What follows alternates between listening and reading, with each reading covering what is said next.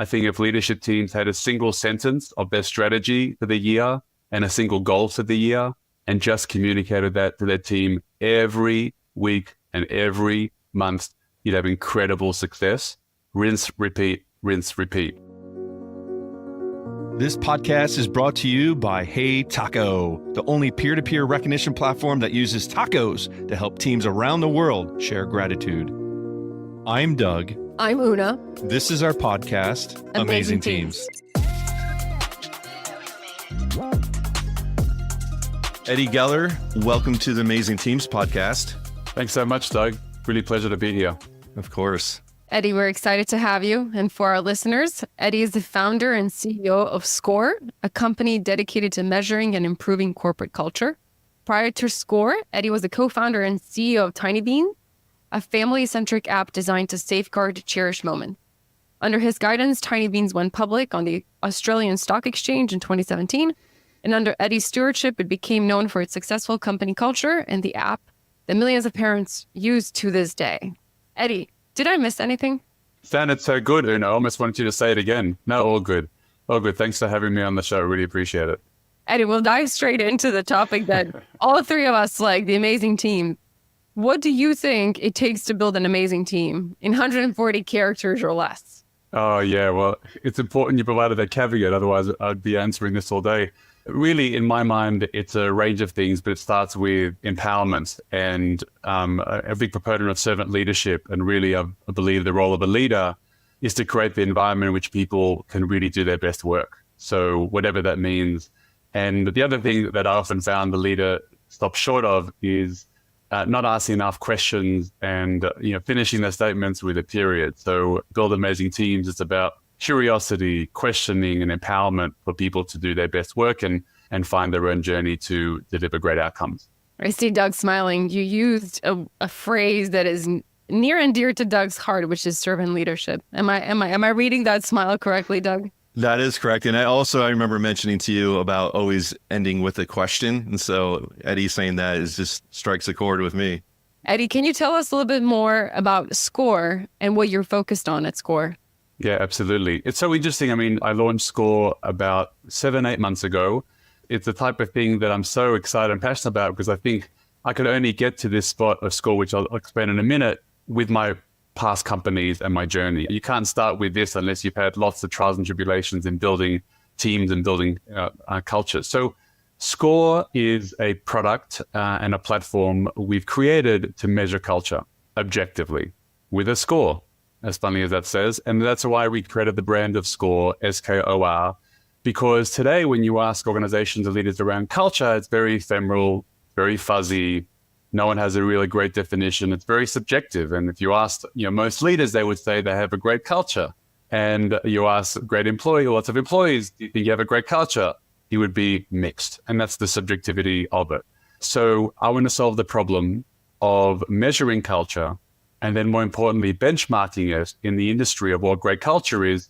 So then we can finally convince leadership teams and CEOs to create better environments in which people do their best work. Because I think the last that I saw, 85 million employees in the US are in organizations with poor culture. It is astounding. And a lot of executives actually admit it, but they don't want to make the change because they feel, that almost they don't need to. And I think a lot of it comes down to data and verification and a business case. And that's some of the parts we're doing. But that's the business of SKOR. Funny enough, Doug, I think I shared this with you before we started recording, but I took the survey or the SKOR survey to see what is our culture like, because Eddie was launching the product and I got an email. And I think one thing that came out to me out of the 3 dimensions was clarity that we needed to work on. And at the time that was very suitable because we just had expanded the team and we were figuring out how do we work together, who does what. Can you share more about the 3 aspects you measure culture on? Yeah, absolutely, Una. So we call it the 3 C's. So cohesion, clarity, and courage. So cohesion is around the team and connectivity, core values, mission. Is there a sense of discipline and really connectedness with regards to how cohesive that team is? The second is, as you pointed out, Una, is clarity. How clear and aligned is the organization? Is there a single strategy and goal that every single person in the team is united and clearly understands? The classic, which mountain are we climbing? How fast we're climbing it? Should it be that one or that one? That clarity is a big piece that is often just not invested in effectively enough as teams. And the third is courage, my favorite. It's all about assessing how courageous the leadership are in terms of transparency. Do they celebrate failures or do they reprimand them? How safe do the people feel to do their best work? So it's all these aspects of cohesion, clarity, and courage, which connects the dots to basically give organizations a score. So you guys did a great job and obviously performed well. I haven't got the number in front of me, but you guys probably have. But it's all about identifying the gaps and leveling up. So it's so great that you saw the potential improvement in clarity, because it's a big one. That's great. Eddie, what is one thing leaders get wrong about culture? I would say that a key part that leaders get wrong that I think that, again, I want to look to solve is that they often believe employees are responsible for culture and contribute and create the culture.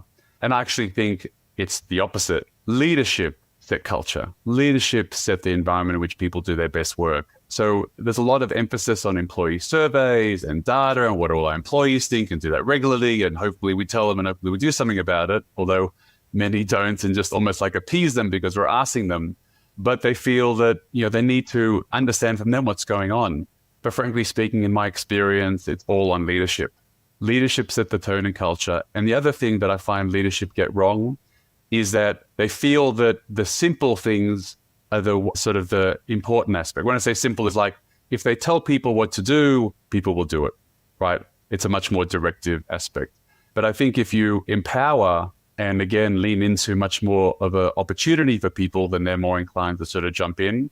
So again, like for me, it's about leadership are the ones that set the culture. Leadership are the ones that define how people behave. And I think a lot of leadership teams feel that it's really on the individuals, not on them. Why is it so hard for leaders to make the change then? It takes courage, and courage is linked to ego. People feel that if they're not, I guess, effectively, having this aspect of their behavior that grounds them in like confidence and success, then they won't feel good about themselves. Another thing is that, again, leadership comes from so many aspects. Vulnerability is a big one. People think being courageous is having all the answers and not asking for help. But as you know, actually being courageous is asking for help, is to be vulnerable and say, hey, I don't know the answers. Let's find out what our team thinks and get them to solve the problems for us. So I think it's so opposite. And I think a lot of leadership teams, frankly, think that they have the answers, and they're almost fearful and kind of, frankly, insecure by empowering the teams to come up with the answers. But I think, again, that leads into the courage. I mean, it's a classic, and there's so much literature on this, like you want to put smart people around you. But I think there's a second part to that sentence.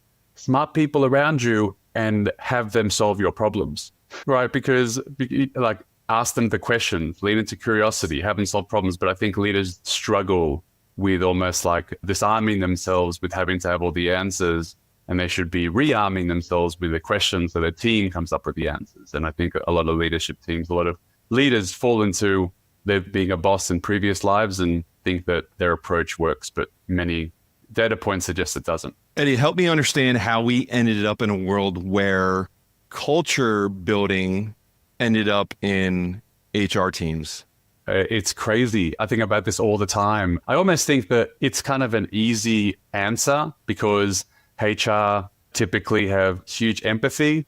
Well, they have. I mean, not typically. They all have huge empathy, so they relate to people. And the CEO and leadership teams don't necessarily have strong empathy and don't necessarily relate to people. They may have incredible product visions, incredible strategies, incredible salesmanship, like whatever the case may be, but they struggle with the people side. So it's like, let's get someone who can help on the people side and they will throw the challenge to them.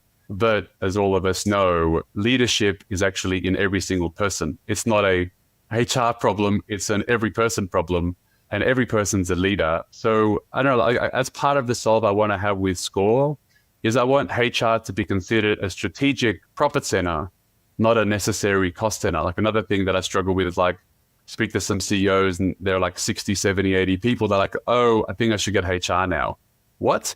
Like now you should get someone when you have 80 people in the company to help you with people? Like that should be like employee number 5, frankly, like number 10. So because it's a muscle you want to be investing in, but that's what I want to change. I want really to use SKOR to benchmark and then elevate the importance of people so leadership teams and CEOs can elevate and prioritize someone in people to help them, help support the CEO. Because I agree, it's not an HR problem, but I certainly think the right talent person can advise the CEO effectively. Eddie, you mentioned earlier that if you had not had the entrepreneurial and leadership experience, it would have been hard to jump into something like SKOR to coach others. Yep. What have you learned as a CEO and entrepreneur for all these years that you now advise other CEOs on? There's so many. God, I have lots of scars, lots of learnings extensively. And look, I mean, I don't know if there's any one particularly that comes to mind because so much of it connects with some of the things I've said in terms of servant leadership and teamwork. I mean, it's just that whole learning, especially, I mean, my first business, I was 24 when I started it. And, I think half the people I hired were, if not more of the people I hired were older than me. So you have to learn the hard way. You got to lean into other people helping you answer that. And I was brought up in an environment in which both my parents were entrepreneurs. My mum, a successful one, my dad, an unsuccessful one. He lost the business and lost the house. I saw lots of failure around me, when I grew up. And that taught me a lot about, you can't have all the answers. You got to really disarm yourself from the ego and really lean into people helping you solve problems.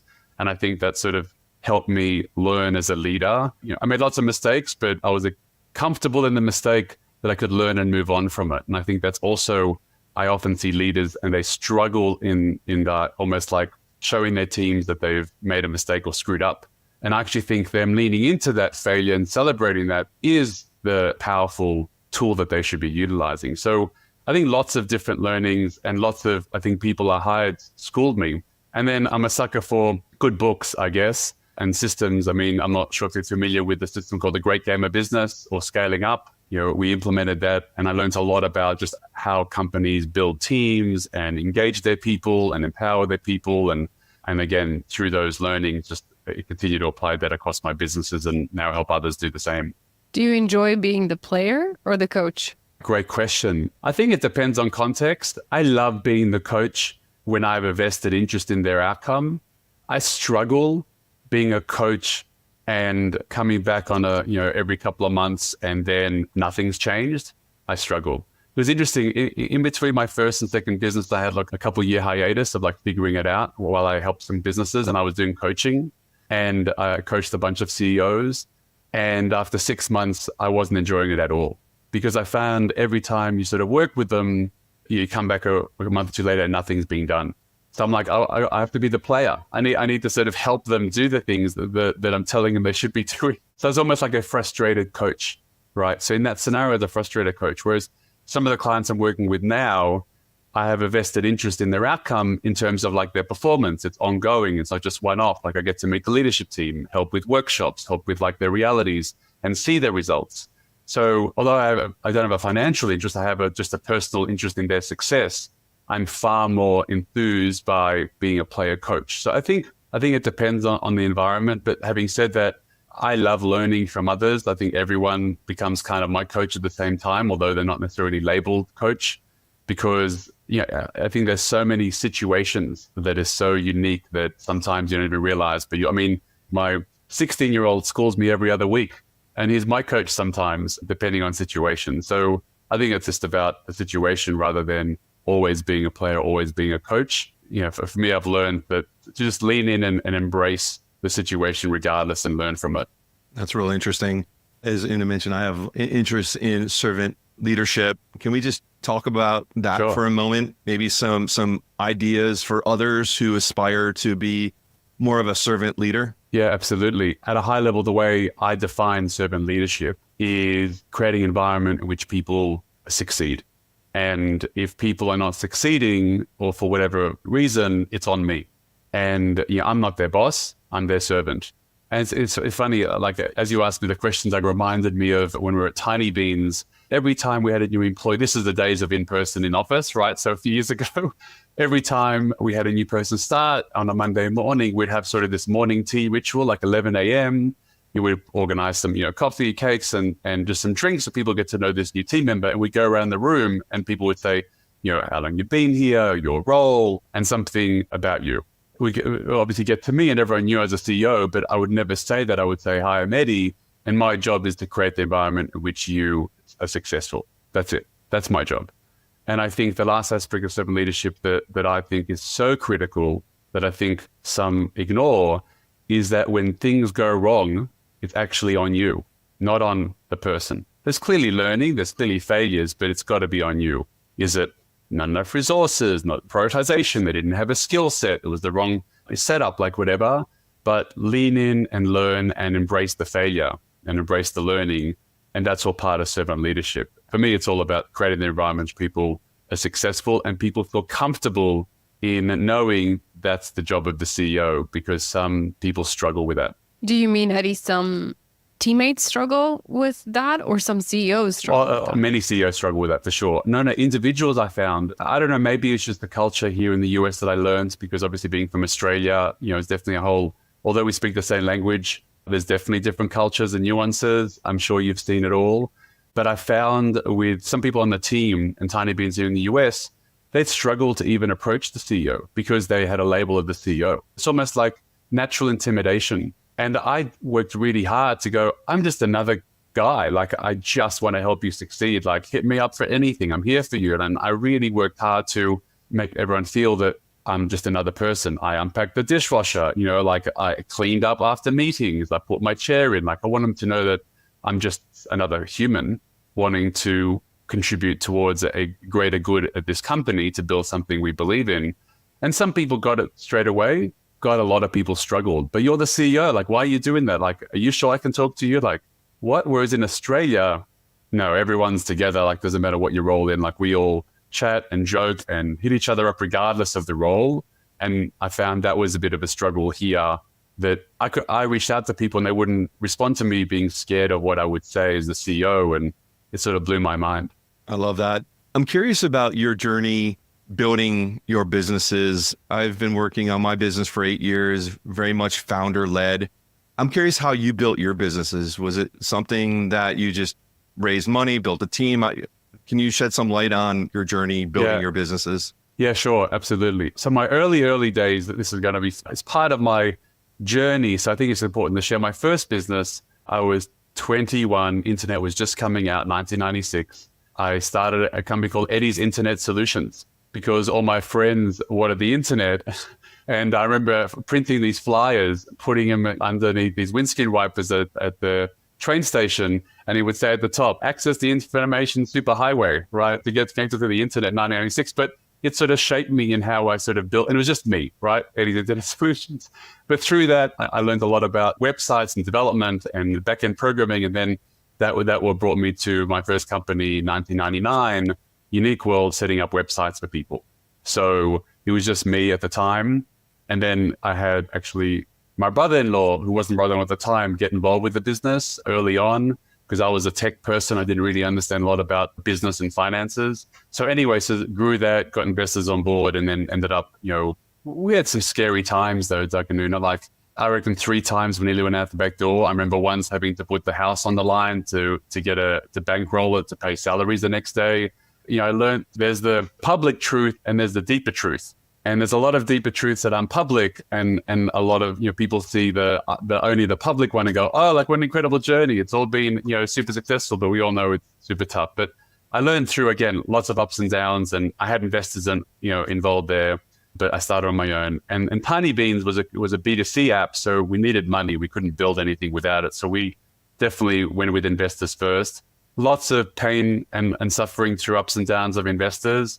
It's a whole nother podcast of what I'll do differently next time. But you'll learn a lot and embrace the failures. We had some great success. We built a great brand.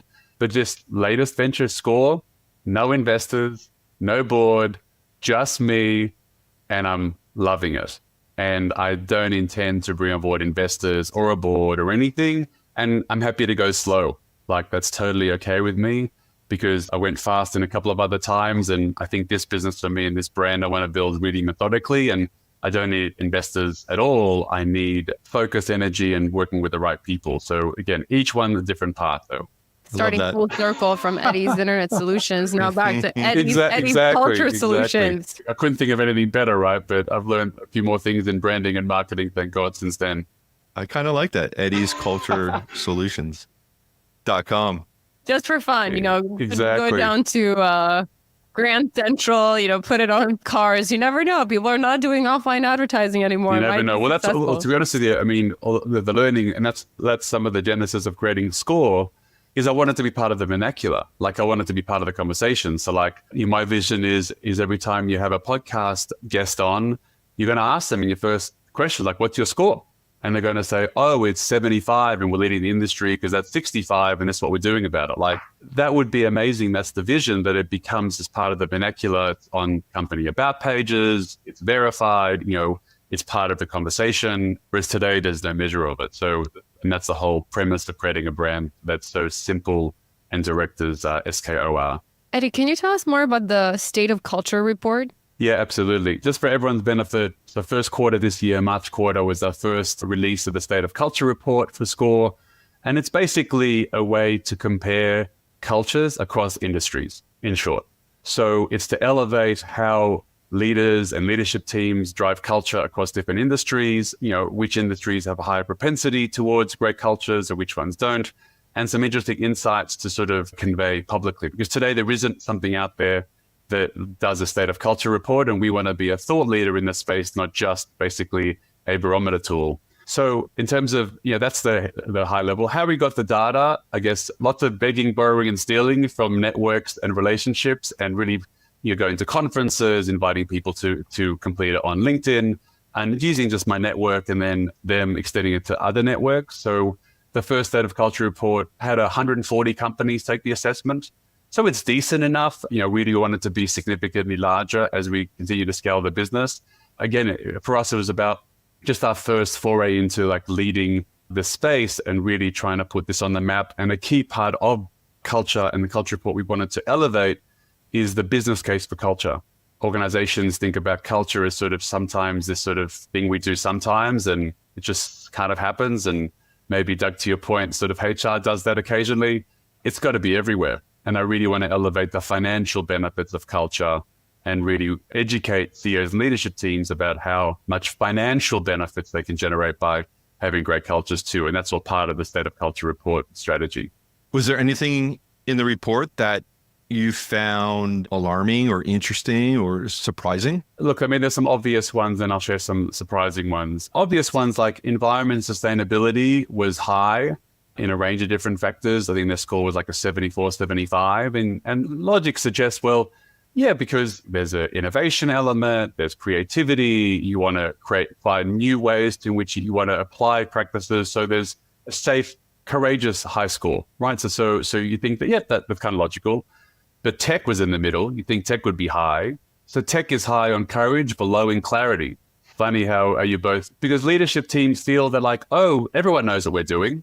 But they actually do sometimes the worst job in conveying and communicating the clarity around strategy and numbers because they have more propensity to change strategy fast. This isn't working. Let's move to something else. Okay, this isn't working. Let's move to something else. And they feel like they don't kind of need to communicate to the team. That was another interesting insight with tech. And then manufacturing, which you thought would be high in innovation and courage, was not. So again, pretty low scores across them all. And look, I mean, one, again, just to bookend the insights, the weakest one, but again, you probably could predict, was construction. Just very old school approach, very, not much in innovation, not much in clarity, and not much in cohesion. It's like, hey, you want a job? Come work for us. Not much aligned in core values or anything like that. So that'd probably be the highlights overall. But look, I mean, I think as we get a larger data set over time and continue to build upon it, we'll have more insights. But I thought some of those are pretty interesting. Eddie, I'm curious about tactical things people can do to advance each of those areas. So if you were to offer one tip, it could be as generic, because of course it depends on the context and what the specific score is in a particular company. But if there was one thing people can do today to advance courage, clarity, and cohesion, what would that be? I started with cohesion because I think that's a lot about core values and behaviors. The core values is really a massive opportunity for organizations. And I find a lot of organizations invest in maybe creating their core values and maybe have a one page, or maybe it's on a wall somewhere, etc. And they kind of stop. They think the box is ticked.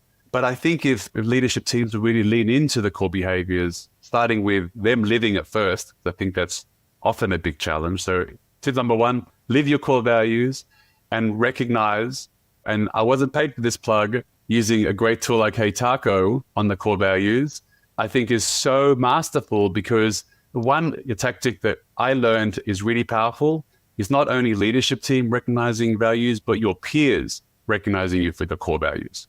And I think if you recognize with core values using a tool, that's super easy. And I think it can build incredible muscle for the right behaviors. That's tip number one.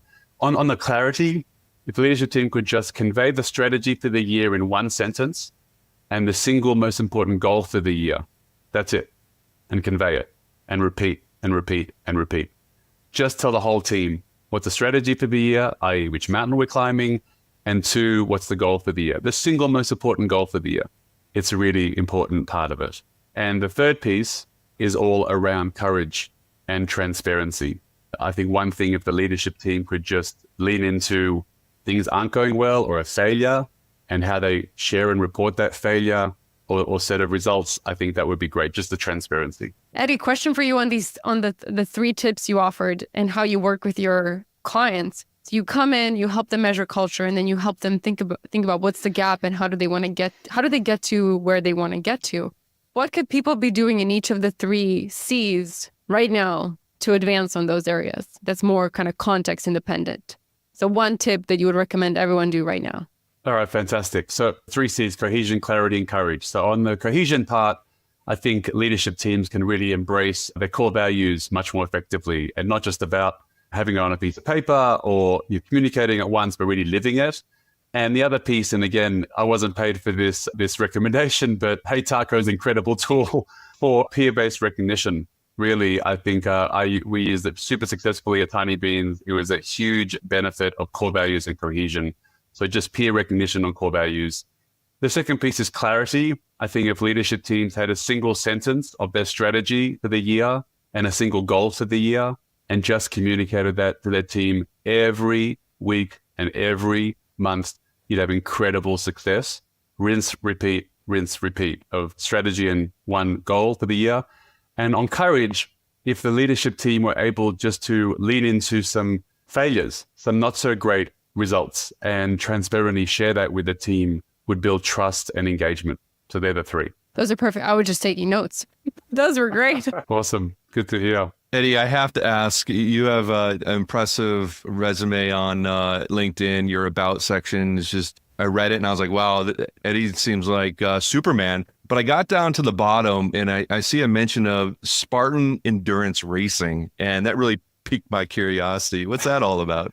Yeah, I don't know. I'm a sucker for punishment, both physically and emotionally. I don't know. So there's a type of racing called Spartan racing. You go to spartan.com and check it out. And I've been racing probably for the last, 5 years. I've done 13 races.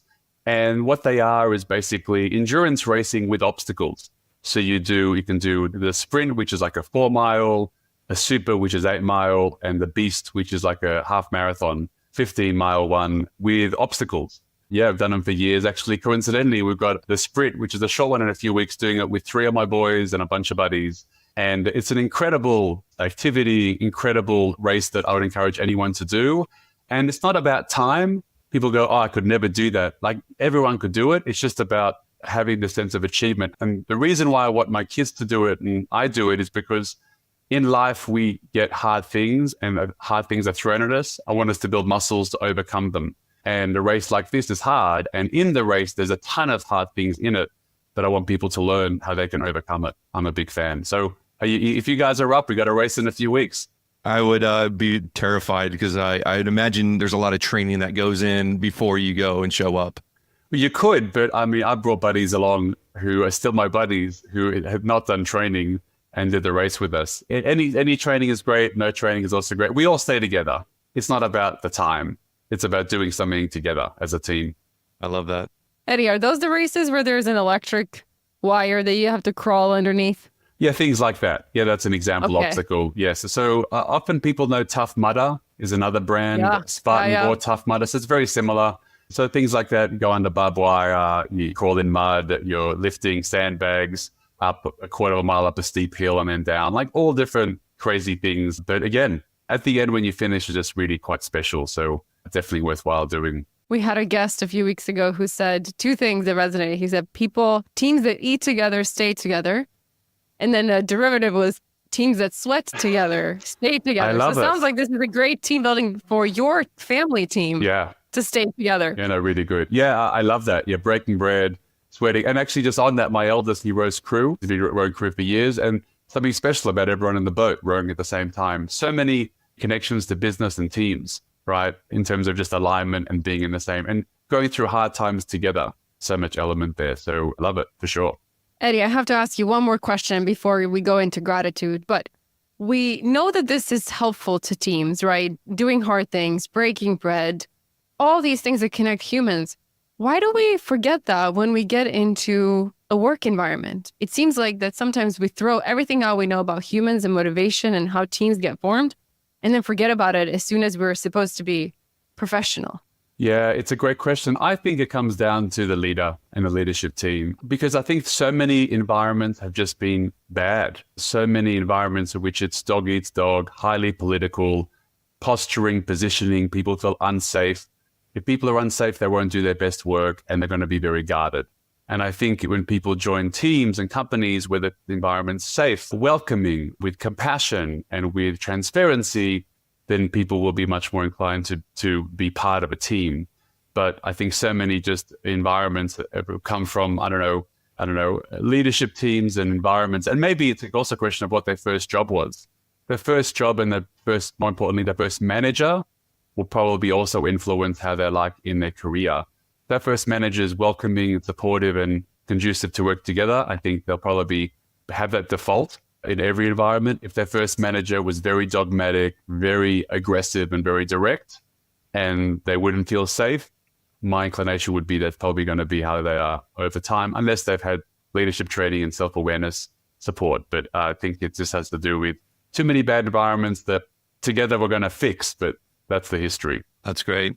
I think we should slide into gratitude. As you're aware, Eddie, with Hey Taco, everyone has 5 tacos to give each day, and you can give those tacos to people to recognize them for something they've done or to show your appreciation.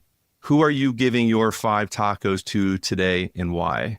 5. So I know that was the world of tiny beans. It's a great question. So I guess today, literally today, I guess you guys, first taco, thanks so much for having me on the show. Super appreciate and really grateful for what you guys have built and the product you guys have and the impact you have out there. So definitely number 1. Number 2, I guess my wife. I got up with her this morning. I got up super early to take our youngest to school. So the second one goes to her. I'll cheat and give the third one to all 4 of my boys, although that's probably a bit cheating, but every one of them is truly inspiring for me in different ways. And, I love hanging out and spending time with them and going through the trials and tribulations together. The 4th taco probably goes to a team member of mine that used to work with me at Tiny Beans. Her name's Grady Edelstein, but she's now helping me at SKOR. I just love working with her there, and now she's helping me at SKOR, and super fun to sort of get together and do it. And probably the 5th taco would go to your listeners, because I think that the fact that they're supporting amazing teams and really appreciate the need to really embrace all the things you talk about, they all deserve one as well. That's terrific. Well, Eddie, thank you for being on the Amazing Teams podcast. And thank you for all of your support over the years. Really appreciate it. For sure. I mean, it's a real pleasure. I mean, when Una shared with me the opportunity to come on board, I was definitely super excited and appreciative and grateful for being invited, Doug. And as I said, like super supportive of you guys, and really hope to continue to support you guys as you build something really impactful and large. Thank you. Thank you, Eddie. Thanks for that.